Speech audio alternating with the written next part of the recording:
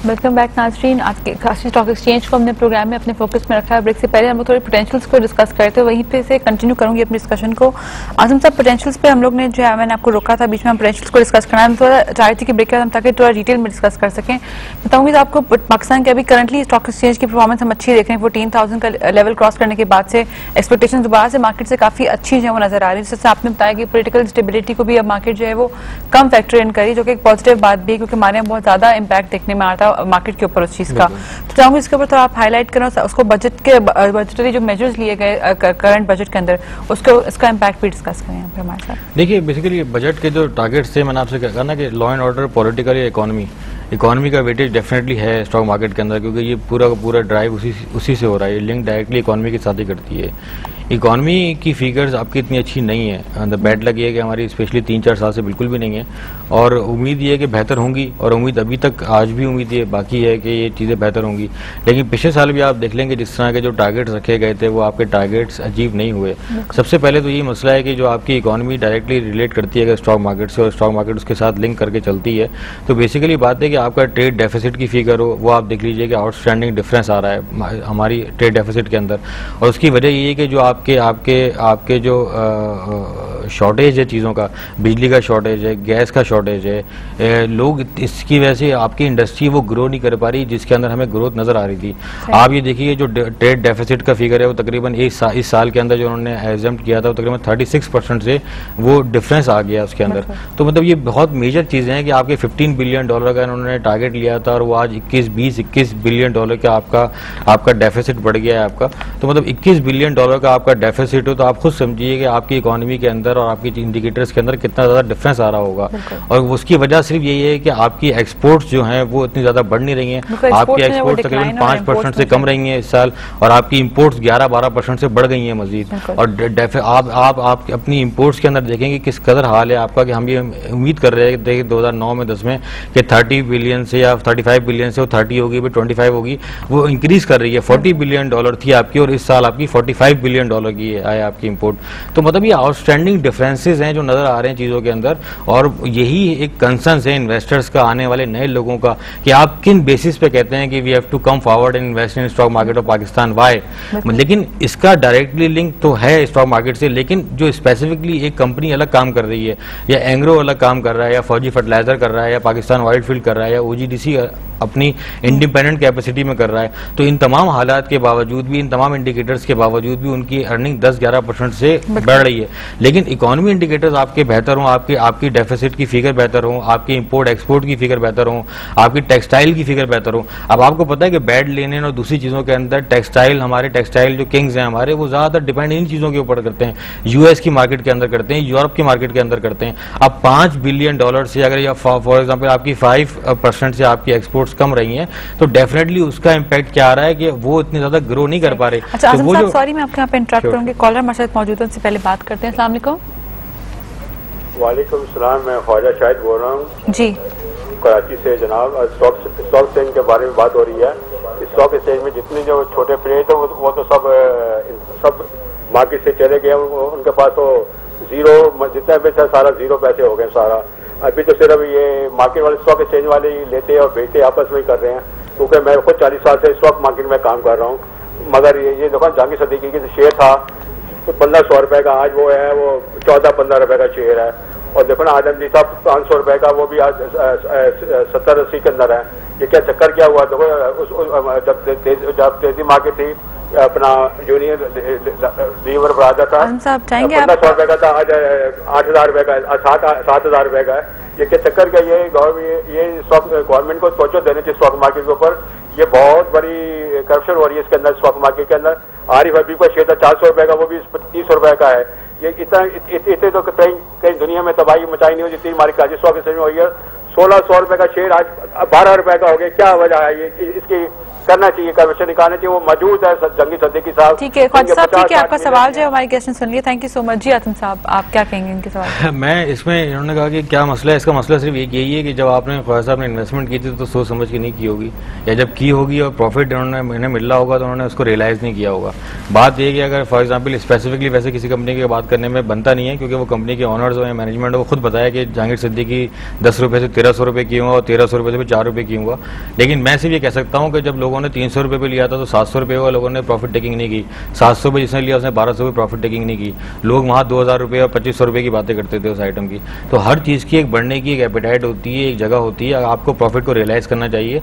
और सेकेंडली हमेशा हम तो आपको पता है कि स्पेसिफिकली मैं स्पेसिफिकली खुद 3-4 साल से इस चीज़ को रिकमेंड करता हूँ और हमेशा खुद भी इन्वेस्टमेंट करता हूँ इसी स्ट्रेटजी के ऊपर कि आप कभी किसी एक इंडिपेंडेंट कंपनी में क्यों इन्वेस्टमेंट करते हैं। अगर आप करते हैं एक्स्ट्राऑर्डिनरी प्रॉफिट्स के ऊपर डिपेंडेंट होंगे तो आपको एक्स्ट्राऑर्डिनरी लॉसेस का को भी नजर रखना चाहिए। सिंपल फार्मूला, मोर रिस्क मोर गेन। अगर आपने 100% रिस्क लिया था कंपनी को बगैर समझे, बगैर चीज़ों को अंडरस्टैंड किए, बगैर पे आउट्स के बगैर, वाई नॉट OGDC, PSO, पाको, PPL, एंग्रो में आपने क्यों इन्वेस्टमेंट नहीं किया? और अगर आपने किसी स्पेसिफिक इंडिपेंडेंट कंपनी में इन्वेस्ट किया था तो आपको 10% करना चाहिए था, बाकी का 90% आपको दूसरी कंपनीज में करना चाहिए था।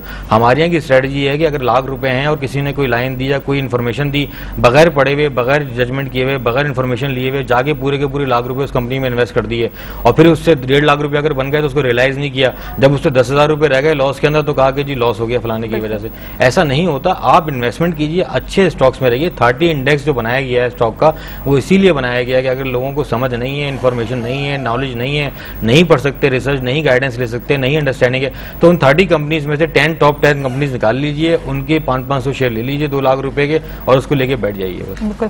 और बेसिक इन्फॉर्मेशन आई थिंक होना बहुत ज्यादा जरूरी है आपको, हमारे इन्वेस्टर्स को। हमेशा हम देखते हैं, जिससे हमने आपने प्रोग्राम के स्टार्ट में ही मेंशन किया था कि लिटरेसी रेट जो है इलिटरेसी रेट जो है हमारा वो बहुत ज्यादा इंपैक्ट करता है मार्केट को। लोगों को नॉलेज नहीं होती है और बस वो बगैर नॉलेज गेन किए, बगैर थोड़ा सा होमवर्क किए जब इन्वेस्टमेंट करते हैं, then they blame the stock exchange for it कि वहाँ पे जो है कुछ घपला हुआ है या कुछ इस तरह की चीज हुई है, जबकि वो उनके अपनी नाअहली होती है, उनका होमवर्क नहीं हुआ होता कंप्लीट।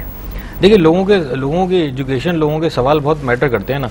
अगर मैं आपसे for example as being CEO of brokerage house, क्योंकि मेरा एक एक्सपोजर इस इंडस्ट्री के अंदर, आप मुझसे पूछें चलते हुए कि मुझे क्या इन्वेस्टमेंट, मैं आपसे कहता हूँ फॉर एग्जांपल XYZ कोई स्टॉक ले लीजिए, तो आप कहते हैं क्यों? मैं कहता हूँ बस ले लें आप, तो आप कहते हैं ठीक है सर, आपने कह दिया, मैंने सुन लिया।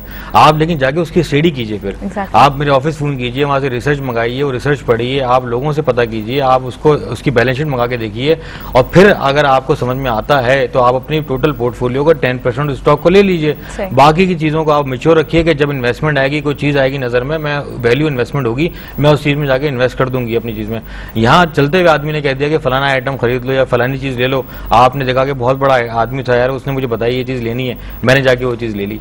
मतलब क्यों ले ली भाई आपने? अगर हो सकता है उसका जाती मफाद हो सकता है उसका जाती इंटरेस्ट हो, या वो आपको लेने के लिए तो टाइम बताएंगे लेकिन बेचने के लिए वो आपको टाइम नहीं बताएंगे डेफिनेटली, क्योंकि बेचना हर किसी ने अपनी मर्जी से होता है। तो हो सकता है किसी ने कहा हो कि आप फलाना स्क्रिप्ट ले लीजिए 1 रुपए के ऊपर, आपने ले लिया, 2 रुपए हुआ तो आपने बेचा नहीं, वो तो खुद बेच के चले गए, आप नहीं बेच सके, तो फिर आपका नुकसान है उसके अंदर ना। तो आपको स्टडी, इंफॉर्मेशन और अपने प्रॉफिट को और अपने लॉस को एक परसेंटेज पे आप कैप करें। अगर आपने कोई चीज 1 रुपए की खरीदी है तो उसको 10% या 5% का आप स्टॉप लॉस लगाएं। अनप्रेडिक्टेबल कंट्री, अनप्रेडिक्टेबल चीजें हैं और अगर आप थर्ड टियर में जाते हैं। ट्रांसपेरेंसी को आप किस तरह से देते हैं? कितनी ट्रांसपेरेंट होती हैं ट्रांजैक्शंस हमारे स्टॉक मार्केट के अंदर, और उसको कितना स्टॉक ओवरऑल जो मार्केट है उसमें कंट्रोल्स कितने ज्यादा स्ट्रांग है? पहले तो इतने ज्यादा नहीं थे, लेकिन ये कि 2-3 सालों में जब सबक सीखा है हमने, आपको पता है जब सुनामी आके सैलाब आके निकल जाता है तो हम उसकी तैयारी फिर बाद में करना शुरू करते हैं और उसके लिए चंदा ही बाद में जमा करना शुरू करते हैं। तो 2008 के जो क्राइसिस आए, 2005 में तो इतना ज़्यादा नहीं सीखा था हमने, क्योंकि उसमें इन्वेस्टर्स बहुत ज़्यादा डूबे थे बेचारे। 2008 में अच्छे लोगों ने सीख लिया। तो बात ये हुई कि 2008 की क्राइसिस के बाद जब लोगों को अंडरस्टैंडिंग हुई और समझ आई और फिर ट्रांसपेरेंसी ऑटोमेटिकली आना शुरू हो गई, क्योंकि SECP भी उसमें डायरेक्टली ब्लेम होता है, उसमें स्टॉक एक्सचेंज की मैनेजमेंट भी ब्लेम होती है, हालांकि उसमें चंद मेंबर्स का, चंद इन्वेस्टर्स का हाथ होता है जो इस तरह का काम करते हैं, और वो भी मेरा ख्याल है जान करके करते नहीं है, क्योंकि उनको इतना अंदाज़ा नहीं होता कि 3-4 साल में इतना काम बढ़ जाता है कि उनको अंदाज़ा नहीं होता कि वो सही तरीके से अपनी चीज़ों को मैनेज, रिस्क मैनेजमेंट को सही मैनेज नहीं कर पा रहे। तो बहरहाल ये कि ट्रांसपेरेंसी बहुत बेहतर है, बहुत ज़्यादा मैच्योर है, और मेरा इतना अपना कॉन्फिडेंस है और इतनी अंडरस्टैंडिंग है स्टॉक मार्केट में, जिसकी वजह से हम एग्जिस्ट करते हैं आज भी, कि हम अगर कोई भी चीज़ अब आज के दौर में आके हम ज़रा सी भी ब्रेक होती है हमारी, या हम लॉस से ऊपर जाते हैं या नीचे जाते हैं 19-20, तो फौरी तौर पे हमें इंटीमेट कर दिया जाता है CCP से भी और स्टॉक से भी। आजम साहब, एक और कॉलर हमारे साथ मौजूद है, रुबीना फ्रॉम कराची, से बात करते हैं। अस्सलाम वालेकुम। वालेकुम सलाम। मेरा नाम रुबीना रशीद है, मैं कराची से बात कर रही हूँ जी। I am a working woman. आपका एक प्रोग्राम बहुत अच्छा और बड़ा इंफॉर्मेटिव है। मैं पूछना ये चाह रही हूँ कि जैसे मुझे कोई ज्यादा टेक्निकल नॉलेज नहीं है, लेकिन मैं इन्वेस्ट करना चाहती हूँ स्टॉक में, तो क्या आप समझते हैं कि स्टॉक में इतनी ट्रांसपेरेंसी मौजूद है कि मुझ जैसा इंसान, मुझे तरह का कोई भी इन्वेस्टर करे और वो अपनी चीजों को लुक आफ्टर कर सके? और दूसरी बात ये मैं मालूम करना चाह रही हूँ कि जब मैं किसी से जिक्र करती हूँ कि मैं इन्वेस्टमेंट करना चाहती हूँ, तो लोग हमेशा मुझे थोड़ा सा कुछ नेगेटिव भी बताते हैं। तो क्या वजह है कि हमारे स्टॉक मार्केट पे इन्वेस्टर का कॉन्फिडेंस नहीं है? ठीक है, thank you so much Rubina. आप ऑनलाइन ऑन एयर आपको जवाब उनका जो है आजम साहब आप प्लीज, तो हम मोर डिस्कशन उसके ऊपर कर ही चुके हैं कि इन्वेस्टर्स जो हमारे, वो हमारे कॉलर ने भी यही बात बोली, जब कोशिश भी करते हैं आगे आने की, तो जो ऑलरेडी लोग 2008 के क्राइसिस से 2005 के क्राइसिस से गुजरे हुए होते हैं, वो उनको रोक देते हैं नए इन्वेस्टर्स को। इसके लिए क्या इकदाम जो है वो किए जा रहे हैं? देखिए, इसके लिए इकदाम तो आप कुछ भी नहीं कर सकते बेसिकली। अगर कोई किसी को कोई रोक रहा है तो कोई किसी को मना नहीं कर सकता। बात ये कि अगर वो रोक रहा है तो पहले उससे पूछें कि तुमने क्या किया ऐसा जिसकी वजह से तुम मुझे मना कर रहे हो। लेकिन बात ये कि लोग हमारे यहाँ, मैं फिर भी एक बात रिपीट करूँगा कि हमारे यहाँ कहीं सुनी बातों पर बहुत ज़्यादा बिलीव किया जाता है, और बहुत ज़्यादा लोगों की जजमेंट बहुत फौरी तौर पे बन जाती है उस इंडस्ट्री के बारे में, उस आदमी के बारे में। इवन दो कि आप ये देखें कि मीडिया अगर किसी शख्स के खिलाफ आधे घंटे प्रोपेगेंडा करे, तो लोग उसकी 50 साल की जो मेहनत होती है, 60 साल की जो मेहनत होती है, जो एफर्ट्स होती है, उसको वो जीरो करके उसके बारे में एक इमेज बना लेते हैं अपना लोग दिमागी तौर पर। इसीलिए मीडिया आजकल इतना ज़्यादा एक्टिव हो गया। तो बेसिकली इसी तरह से स्टॉक मार्केट के बारे में अगर किसी ने नेगेटिव काम किया है, खुद गलती की है, और मैं आपको चैलेंज कर सकता हूँ, कोई भी कॉलर इस वक्त आए या कोई भी ऐसा इन्वेस्टर आए, अगर वो प्रूफ करे कि उसने लॉस किया है, तो मैं उसको प्रूफ कर सकता हूँ 10 मिनट के अंदर अंदर 3-4 क्वेश्चन करके कि उसमें 99.99% गलती उसकी खुद की है। बिल्कुल, तो मतलब इसका मतलब यही हुआ कि मीडियम्स मौजूद हैं। जिस तरह से हमारी कॉलर थी, she is working women as well, तो खुद होमवर्क करना चाहिए और डायरेक्ट जो कंसर्न बॉडी थी उनसे डायरेक्ट कॉन्टैक्ट अगर किया जाएगा तो उनको ज्यादा वैलिड इन्फॉर्मेशन है वो मिलेगी। देखिए, उनका तरीकेकार ये है कि हम सालों से इन फोरम्स पे आ रहे हैं। आज स्टॉक मार्केट चल रही है, मैं 1 से 2 आपके साथ बैठा हूँ, इसीलिए कि लोगों को अवेयरनेस आए, लोगों को अंडरस्टैंडिंग हो, लोग समझें कि इंडस्ट्री क्या है। फिर आप हमारी sunrisecapital.com.pk की वेबसाइट पे आइए, हमें हमारे टीम को कॉल कीजिए, वो आपको गाइड करेंगे, वो आपको बताएंगे कि आपने कैसे इन्वेस्टमेंट करनी है। एक बात, दूसरी बात, हमारे साथ मौजूद है मदिया है फ्रॉम कराची। जी, अस्सलाम वालेकुम। वालेकुम सलाम। मेरा आजम साहब से ये सवाल है। जी, आप थोड़ा मदिया थोड़ा सा ऊंचा बोलिएगा प्लीज। जी, मेरा आजम साहब से ये सवाल है कि आज के इकोनॉमिक कंडीशन में आपके लिए सेविंग करना मुश्किल है, तो किस तरह से जो है वो क्या सजेस्ट करेंगे कि हम किस बेसिस पे जो वो रिस्की है, मार्केट भी रिस्की है, आप प्रिडिक्ट कुछ नहीं कर सकते, तो हम क्या सजेस्ट करेंगे कि हम इन्वेस्टर्स किस बेसिस पे इन्वेस्टिंग करें? जी, थैंक यू। जी, आजम साहब। देखिए, मार्केट रिस्की हमेशा से होती है, कोई भी इंडस्ट्री हो वो रिस्की तो होती है, लेकिन रिस्क की एपेटाइट आपके अपने अंदर होती है कि आपने कितना रिस्क लेना है। इसीलिए मैं पहले बात कर रहा था कि जब आप कोई इन्वेस्टमेंट करते हैं तो आप एक लॉन्ग टर्म सिनेरियो के अंदर इन्वेस्टमेंट करते हैं। अगर आपको लग रहा है कि प्राइम मिनिस्टर के इशू हैं, इकॉनमी के इशूज़ हैं या लॉ एंड ऑर्डर के इशूज़ हैं, आप 50% इन्वेस्टमेंट कीजिए, 50% कैश रखिए अपने पास, और 50% जो भी इन्वेस्टमेंट कीजिए वो ब्लू चिप स्टॉक्स के अंदर कीजिए, जिसको आप कम से कम 2 साल के सिनेरियो पर इन्वेस्टमेंट करें। आप ट्रेडिंग पोर्टफोलियो का अगर आप बात करते हैं, आपके पास 2 लाख रुपए हैं, तो आप 50,000 रुपए से ट्रेडिंग पोर्टफोलियो बनाइए, 1.5 लाख रुपए लॉन्ग टर्म पोर्टफोलियो बनाइए अपना, और इस 50,000 की जब ट्रेडिंग करने जाते हैं 1 दिन 2 दिन या 1 हफ्ते के लिए, तो आप उस पर स्टॉप लॉस रखिए अपना, कि आपने 5% का स्टॉप लॉस रखा उसके ऊपर, कि आपके जैसे ही 2,500-3 हज़ार रुपए का लॉस हुआ आपने उस पोजीशन को कट कर दिया, या आपको 10% का प्रॉफिट हुआ, 5,000 रुपए का प्रॉफिट हुआ आपने जब लिया, तो आपने उसको भी कट कर दिया, आप उसके ऊपर भी बाहर निकल गए मार्केट से। ये है आपका ट्रेडिंग पोर्टफोलियो। एक है लॉन्ग टर्म पोर्टफोलियो आपका। तो आप अपनी चीजों को अपने हिसाब से परसेंटेज, लोग करते ये हैं कि प्रॉफिट में तो फौरी तौर पर मेरी बात मान लेंगे कि 5% के ऊपर प्रॉफिट रियलाइज कर लेंगे, फिर वहां से वो चीज 20% बढ़ जाएगी, तो कहेंगे आदम साहब आपने कहा था भेज दिया, हमने भेज दिया, लेकिन ये तो 20% बढ़ गई यहाँ से। लेकिन जब लॉस होगा तो मैंने कहा कि लॉस को भी कट करें आप 5% के ऊपर या 2% पे या 10% पे, तो उसको स्टॉप लॉस नहीं लगाएंगे। अब वो 50,000 की चीज 20,000 की रह गई, 30% वो अगर 40% या 50% वो चीज निकल गई, डाइल्यूट हो गई, फिर मुझसे पूछेंगे आदम साहब क्या सजेस्ट करते हैं, आपने कहा था हमें ये चीज लेनी चाहिए। तो आपको अपना प्रॉफिट और लॉस दोनों को आपको एक परसेंटेज पे रख के आपको वॉच करना चाहिए क्लोजली। और ट्रेडिंग पोर्टफोलियो के अंदर लॉन्ग टर्म पोर्टफोलियो में चीजें लेके आप हेल्दी इन्वायरमेंट के अंदर हेल्दी चीजों को लेके जो टॉप 10 स्टॉक्स होते हैं, ब्लू चिप स्टॉक्स होते हैं, इन हालात के अंदर उनको आप लेके छोड़ दें साल 2 साल। थैंक यू सो मच आजम साहब, बहुत अच्छी तरह आपने किस तरह से एक पोर्टफोलियो जो मेंटेन कर सकता है उसके लिए आपने काफी डिटेल में जो है मैं यहाँ पे हमारी कॉलर को भी जो है वो एनलाइटन कर दिया। एक और कॉलर हमारे साथ मौजूद है, उनसे बात करते हैं। अस्सलाम वालेकुम। वालेकुम सलाम जी। जी कौन सा आप बात कर रहे हैं, कहाँ से? जी मेरा नाम हामिद है, हामिद शेख जी। मैं लाहौर से बात कर रहा हूँ। आई मीन मैं ये भी आप लोगों का शो देख रहा था। I wanted to add very brief time मेरा एक एक्सपीरियंस रहा है। I started trading at the age of 19, ठीक है जी। और फिर मैंने ट्यूशन पढ़ाई, कुछ पैसे जमा करके I interested into it. After some time मुझे काफी सक्सेस नजर आई उसमें, तो मैंने अपने पेरेंट्स से आके कहा कि जी आप अपने पैसे जितने भी हैं मुझे दे दें, आई डबल इट और क्वाड्रपल इट जितना भी था। अब मुझे उस वक्त जितना ये भी आजम साहब ने बहुत वैलिड बात की, टिप की, मुझे किसी ने कहा जी बहुत बड़े बाइंग हाउसेस JOVC खरीद रहे हैं right before the 2008 crisis. I bought it at around 110, ठीक है जी। मैंने 8000 शेयर उस पर खरीदे and I eventually had to sell it at around 3 rupees. तो this is a classical example of a person like me who was uneducated at that time, लेकिन tips पे मैं गया। Pretty recently I never give up. मुझे यही बताया गया था, my mother had bad experience with mutual funds and sell. मुझे यही बताया गया था कि इस तरह यानी कि टिप्स के ऊपर नहीं चलना चाहिए। एंड राइटली जैसा आजम साहब ने कहा है, इन रीसेंट टाइम्स मैंने यही किया है कि I am studying a stock.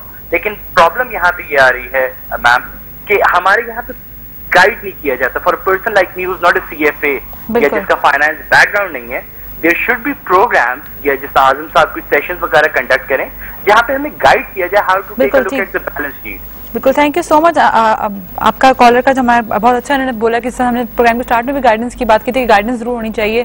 कुछ लोग हैं मोटिवेटेड जो चाहते हैं कि वो स्टॉक की तरफ आए। हमारे और कॉलर्स ने पार्टिसिपेट यहाँ पे किया।